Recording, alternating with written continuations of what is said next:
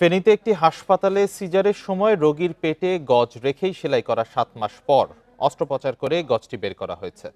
ভুক্তভোগী রোগী ফরিদার পরিবার অভিযোগের পর গত বৃহস্পতিবার গজটি বের করা হয়। এ ঘটনায় আলকেমি হাসপাতাল কর্তৃপক্ষের বিরুদ্ধে ফেনী সিভিল সার্জন কার্যালয়ে লিখিত অভিযোগ দিয়েছে রোগীর পরিবার।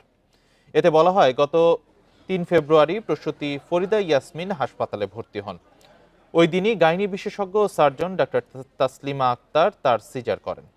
এ সময় ভুলবশত রোগীর পেটে গজ রেখেই সেলাই করেন চিকিৎসক। এরপর থেকে ফরিদা নিয়মিত পেটে ব্যথা সহ নানা ধরনের শারীরিক সমস্যায় ভুগছিলেন।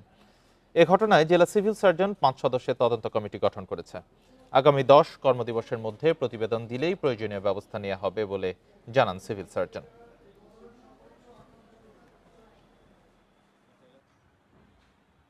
ডক্টর তাসনিমা সিজার করার সময় একটা গজ কাপড় পেটে রেখে দিয়েছিল, তখন এটা রেখে সেলাই করে দিয়েছিল। 2টা মাস আমি ঘরে ঠিক মতো ঘুমাইতে পারতেছি না। আমার বাপকে নিয়ে এই হাসপাতাল সব কিছু ডাক্তার, এই ডাক্তার সব ডাক্তার দৌড়াদৌড়ি করতেছি।